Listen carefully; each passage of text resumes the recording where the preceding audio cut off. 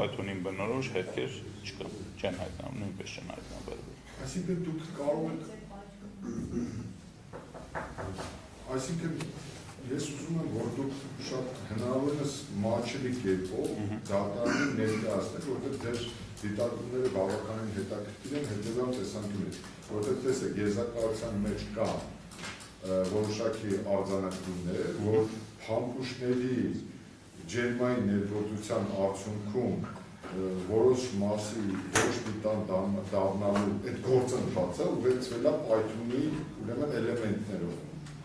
Եթե ես կարողանում ճիշտ նկարագրել։ Հիմա, եթե մենք սրանք համադրում ենք ձեր քիչ առաջ արված դատողությանը, որ Python-ի նյութեր չեն հայտնաբերվել, ես կխնդրեմ, որտեղ կա այդ ընկալումը, նաև պետք է անկեղծ խոստովանեմ, դժողների մոտ կա որոշակի կասկածան բան, որ տեղի ունեցել Python։ Հիմա, քանի որ ձեր եզրակացության մեջ կա Python հասկացությունը, հիմա կխնդրեմ, որ դուք շատ մանրամասն, հնարավորինս պարզ մատչելի նկարագրեք, դուք ինչ Python-ի անհնարինության մասին եք հանգել հետևության և որ Python-ի առկայության մասին եք հանգել հետևության։ Ուրեմն ձեր կողմից նշված հանգամանքը վերաբերում է զինանոցում պահված փամփուշտներին, որոնք պահվել են արտղների մեջ, և ձգաբան փորձագետների կողմից նշված հանգամանքը փամփուշտների պայթելու, դա վերաբերում է, երբ որ բարձր ջերմային ազդեցության հետևանքով տեղի ունենում փամփուշտների մեջ առկա վառոդային լիցքերի բռնկում։ Այսինքն կոպիտ ասած տեղի ունենում գնդակի կրակում առանց փողից դուրս վիճակում։ Ինչի հետևանքով այն Python-ի բնորոշ հատկանիշները, ինչ որ ես եմ հետազոտում, ասենք պայթուցիկ նյութերի կամ պայթուցիկ սարքավորումների կամ ռազմամթերքների Python-ի ժամանակ, էապես իրարից տարբերվում են։ Ընդ որում կուզենայի նշել, որ քանի որ Python-ը տեղի ունեցել հնարավոր փակ տարածքում, ապա այդ գնդակների, փամփուշտների պայթունները չեն արձանագրվել, չեն հետքեր թողել, ասենք, նշված կացարանի, ասենք, պատերի կամ ինչ-որ այլ օբյեկտների վրա։ Հետքեր չեն թողել։ Չէ։ Դա ասենք ուղիղ ճակատային հասնա, այդ կացարանում որևէ այլ կողմնակի հրթիռ կամ չգիտեմ տարբեր զինատեսակի կրակոց, Python, որի հետևանքով ձեր մասնագիտական ուրեմն գործունեության արդյունքում դրա համատեքստում դուք ինչ կարող եք ասել։ Նմանատիպ Python-ներ կարամ ասեմ, ելնելով իհարկե հետազոտության արդյունքներից, որ չեն եղել։ Չեն եղել։ Չէ։ Իսկ այդ փամփուշտների Python-ները կներեք հնարավոր ասիրովական մակարդակում ես հարցը բացատրում։ Կարող էին նպաստել հրթիռի այդ մասշտաբի ծավալմանը կամ առաջացնել փլուզում, կամ ավելի մեծ ավերածություն։ Զուտ փորձագիտական պրակտիկայից ելնելով կարող եմ ասել, որ ոչ։ Իսկ այդ Python-ների ձայնի մասշտաբը, դրանք ինչ նմանեցման, եթե դրանք ինչերի հետ կարող են իդենտիֆիկացնել։ Ավելի շատ, սենց ասեմ, կրակահերթի, քանի որ այդ մասսայի տաքացում, ասենք, փամփուշտների, միանգամից չի լինում, ասենք, իրենք աստիճանաբար են հագանում, ուստի և այդ, սենց ասենք, Python կրակոցները մի քիչ ոնց որ աստիճանաբար է տեղի ունենում։ Նու կարող է, ասենք, հաշվի առնելով են, որ իրենք եղել են արկղերի մեջ ու, ասենք, փակ տարածքում, ասենք, մի քիչ հեռու գտնվողի համար էդի ոնց որ մեկ Python-ի տպավորություն թողի, մեկ Python-ի ձայնի տպավորություն թողի, բայց ինքը տենց միանգամից հաստատ չի պատահ։ Պարոն Թունյան, ես դուք հետևալ հարցին պատասխանեք։ Հիպոթետիկ կամ ենթադրաբար այդտեղ տեղի ունեցել Python։ Ենթադրենք ուրիշ միջոցակ իրարվել ու տեղի ունեցել Python։ Նա դրա հետևանքը կարող եք նկարագրել։ Ինչ հետևանք, ինչով կտարբերվեր մեր դեպքի հետ։ Ենթադրենք այդտեղ մի հատ հրթիռ արձակվել։ Հրթիռ արձակվելու դեպքում մենք միանշանակ կունենայինք Python-ի օջախ։ Դա հրթիռ ելներ, դա ական ելներ, ամեն դեպքում ինքը պայթելուց պետք է դա խառնարան է առաջացնում ինքը իր անկած ելնելով իր հզորությունից։ Պայմանական ասեմ, մի 3 հզորության մասին Միջինը, սենց ասեմ, եթե խոսքը գնում ասենք հողի վրա ընկնելուց, ասենք դա կլիներ մոտավորապես 1 մետր տրամագծով, խորությունը կախված, ասենք, այդ ընկած տեղի ամրությունից։ Շենքի կողքի փոսն եք ուզում ստեղ։ Ես դրան ասեմ, որ ծնողների մոտ կա բան, վերապահում, ես ուզում եմ մասնագիտական հնարավորինս պահ, պատոժան դարձան ձեր թույլտվության։ Ինչ են դրում այդնեք։ Հա, խնդիրը հետևյալն է, լուսանկարում առկա է հենց զինվորական կացարանի մուտքի մոտ, պատուհանի եւ դռան, ուրեմն գրեթե մեջտեղում, ուրեմն փոսանման, ուրեմն պատկեր, որը ուրեմն ենթադրաբար կարող է դիտարկել, նմանեցվել պայթյունի հետևանքով առաջացած փոսի։ Կարող Նախ ձեզ այդնի տեսել եք թե չէ, հիմա եք տեսնում, չէ։ տեսել եմ, պրոստը ուզում եմ վերհիշելու։ Խոսքը սրա մասին։ Այս պատուհանի եւ այս հենց դռան մուտքի մոտի շատ Ուրեմն նշված փոսերը դռան մոտ հայտնաբեր այդ դռան կողմից պատուհանների ուղղությամբ մեր կողմից հետազոտվել է եւ միանշանակ տրվել է, որ դա ոչ թե պայթյունից առաջացած փոսեր են, այլ դրանք միջանցիկ այլուտներ են։ Բացատրեմ ինչ է իրենից դա ներկայացնում։ Քանի որ կացարանի հատակը փայտից է, ինքը դրա տակ ինքը բաց տարածքներ է, այսինքն միջանցիկ է, փողով լցված չի։ Եվ մենք շատ ժամանակ նմանատիպ կառույցներում, շինությունների մեջ, ասենք մեծ հրդեհների ժամանակ ունենում ենք նման երևույթ, ինչ-որ միջանցիկ այլուտի տեսքով, որի առաջացման մեխանիզմը հետևյալն է, որ երբ որ արդեն ավերվում են, ասենք, պատուհանների ապակի պատումը կամ կոնկրետ դեպքում տեղի ունեցել, ասենք, հետևի պատի քանդում եւ այլն, այսինքն միջանցիկ քամու առկայություն, որը բերում է տաքության քաշումը դեպի դատարկ տարածքներ։ Կոնկրետ դեպքում, ասենք, փայտե հատակների տակ։ Եվ այդ ժամանակ արդեն այդ հատակի այդ տարբեր հատվածները, տարբեր մակերեսներով կարող է նմանատիպ այլուտներ առաջացնել։ Պարոն Մերկումյան, Այո։ Ես խնդրում եմ, որ դուք մեկ անգամ ևս անդրադառնաք, դուք բացառում եք այդտեղ որևէ հրթիռի կամ այլ հրազդանի միջոցով կրակոցի կամ որի հետևանքով պայթյունի առաջացում։ Միանշանակ։ Ես հաջորդ լուսանկարում եմ դատարանի թույլտվության ձեզ, ընդ որում քանի որ դուք նաև այդ գիտությունների ազգային ակադեմիայի ցանկությունների ազգային բյուրոյի համապատասխան բաժնի ղեկավարն եք, ես մի քանի հարցեր կտամ նաև հրդեհի առաջացման դրան ծավալման մեխանիզմի մասին, բայց այնուամենայնիվ զուտ մասնագիտական հարթության վրա ակնկալում եմ ձեր պատասխանը։ Տեսեք, մենք ունենք կացարանի պատերից մեկն է մեզ դες ցույց տալիս, նախ հրդեհից հետո այս պատերի բավականին բաց լինելու հանգամանքը ես կրկնում եմ սիրովական մակարդակով սովորաբար մեր մոտ տպավորում է, որ հրդեհից հետո ճիշտ հակառակը պետք է սև լինի պատերը, բայց հակառակ պատկերը ունենք, բաց է եւ ստեղ տեսեք, այստեղ ծնողների մոտ կա ուրեմն տպավորություն, որ տեսնում եք, չէ՞, քերծերը որ կան, որոնք տպավորություն են, որ ներողություն էսպայն բառը չեն հայերեն բառը չեն կարող օգտագործել, որ ասկոլկաների հետքեր են։ Այսինքն պայթյունից առաջացած հետևանքով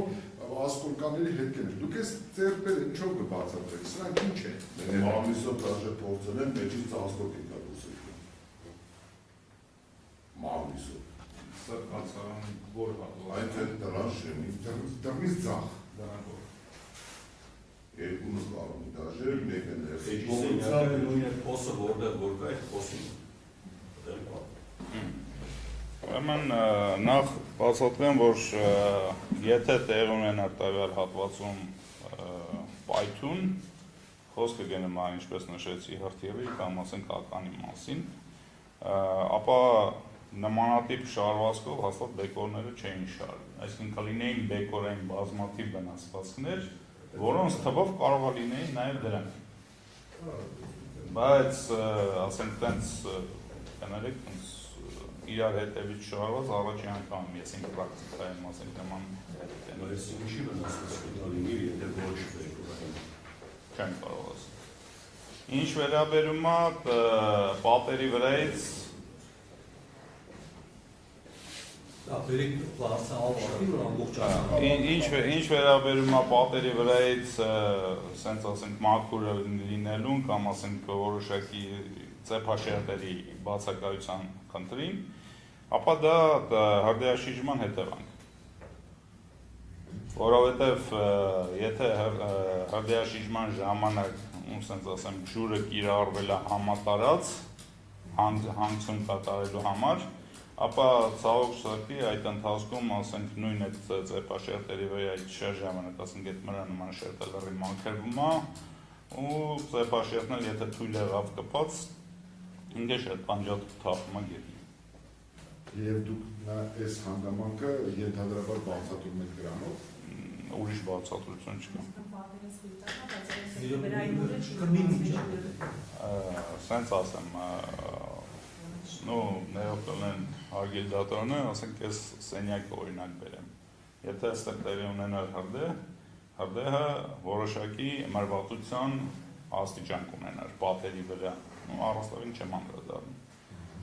Ընդ որում այդ մրվածությունը կլիներ որոշակի բարձրությունից սկսած, որովհետև մրանման այդ շրջանացված կառաջանում վերևից ներքև հանգցում կատարելու ժամանակ, եթե կիրառվում է ջուր,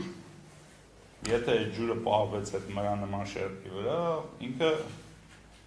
լրի վերանում է, այդ թվում նաև։ Ընդ որում ասեմ ձեզ, մրանման շերտի այդ վերացումը կարող է կապված լինել ինչպես ջրի կիրառման հետ, այնպես էլ բարձր ջերմաստիճանների հետ։ Որովհետև փաստված է, որ 650 աստիճանում մրանման այդ շերտը լրիվ ինքը այրում վերանում է։ Համոզվել ես։ Բան չասում։ Ես դες ուրիշ բան կարող,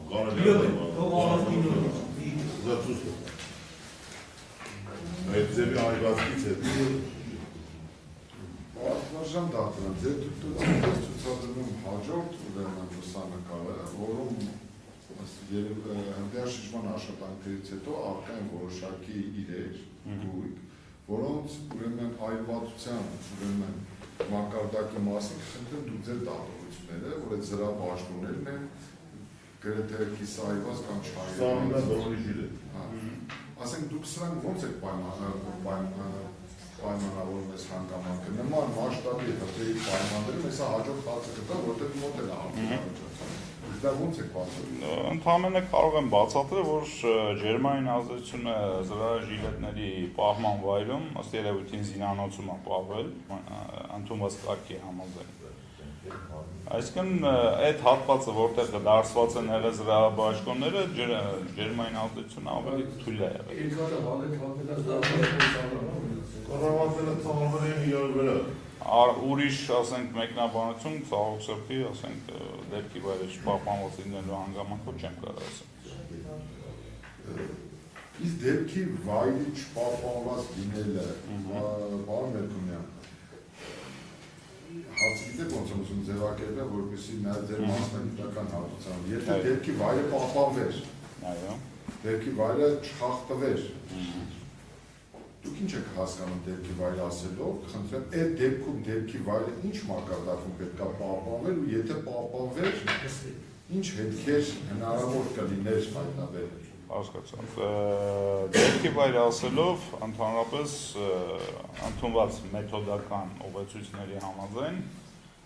որոնք կապված են օրինակ պայթյունների հետ։ Ընդհանրապես պայթյունների վտանգավորությունը հաշվի առնելով խորհուրդ է տրվում 200 մետր շարավով արգելափակել եւ չտալ ոչ մեկի մուտքը, եթե երկի այնտեղ խնդիր չկա, ասենք դժողներին առաջի օգնություն ցույց տալով։ Հիմա այդ դեպքում կոնկրետ հաշվի առնելով այդ հրդեհի մասշտաբը, ինչ պետք է արվեր կոնկրետ։ Նվազն որոշակի տարածքը պետք է սահմանազատվեր։ Այսինքն առնվազն 200 քառակուսի մետր հեռավորության շրջանով պետք է արվեր։ Եթե պահպանվեր դեպքի վայրը, ըստ ձեր պրակտիկայի եւ մասնագիտական պրոֆեսիոնալ կարողությունների համատեքստում ինչ հնարավոր կլիներ արձանագրել կամ հայտնաբերել կամ այլ կերպ ասած դες ինչպիսի հետքեր են ոչնչացվել կոնկրետ հետքերի ոչնչացման համար չեմ կարող ասել ու չեմ կարող ասել թե ինչ կարող էր հայտնաբերվել, բայց զուտ է նկատառումը, որ նման պարագայում հետազոտությունը կլիներ ավելի ամբողջական եւ հնարավոր ասենք այն հարցերին, որտեղ ասենք մենք կարող տվել ենք հավանական հնարավոր պատասխան, հետեւություններ, կարող է ավելի կոնկրետ լինել այդ պատասխանները։ Այսինքն դուք տված հետազոտությունը ինչ է, ոչ ամբողջական է կամ ոչ թե ոչ ամբողջական, այլ ելնելով հետազոտված օբյեկտների ինֆորմատիվությունից։ Այդ առումով այնքան որքան հնարավորությանը սահմաններում մենք փորձել ենք ամբողջական եւ հիմնավոր պատասխանել առաջադրված հարցերին։ Լավ, հիմա ծնողները տեսեք ծնողների անհանգստությունը ու կասկածանությունը ինչու է պայմանավորված, ես լրացնեմ իրենց տագնապ անհանգստությունը։ Տեսեք ցույց տրվեց այդ կիսաբաշխումները ու հիմա ձեզ ես ցույց եմ տալիս այս ենթադրաբար վստահ եմ, որ դուք ինքներդ եք դիտել այդ տարածված այդ հրդեհը, այս այլու հերից որ նկարվել է, այս պայմաններում ինձ համար նաև բաշխումների այդ կիսայված դնելու հանգամանքը դրան զուգահեռ ես ուզում եմ ձեր եզրակացությամբ դուք տվեք որ փամփուշտերի մի մասը այրվել է, մի մասը չի այրվել։ Մի մասը պայթել է, պարփուշտերը մի մասը չի պայթել։ Այս հրդեհի պայմաններում հնարավոր է նման բան պարունել։ Հնարավոր է ելնելով դինամիկայից, հրդեհի զարգացման։ Որովհետև այդ նույն փամփուշտները ձեր կողմից նշված զրահաբաշխումների հետ միասին գտնվել է զինանոցում, իսկ զինանոցը փաստացի ընդհանրապես մի հատ դուռ է ունեցել մուտքի, մնացած կողմերից ինքը փակ է եղել։ Զուտ ասենք դինամիկայից ելնելով ես կարող եմ ասել, որ այդ ջերմության մուտքը ասենք խիստ եղել է սահմանափակ։ Ընդ որում ասեմ ձեզ, կրակի կոնկրետ զարգացումը կոնկրետ տարածքում դա կախված է նաև օդի կամ թթվածնի առկայությամբ։ Այսինքն, որտեղ օդը կամ թթվածնին ասենք ազատ մուտք է գործում, ինչպես ասենք կացարանի տարածքում, որտեղ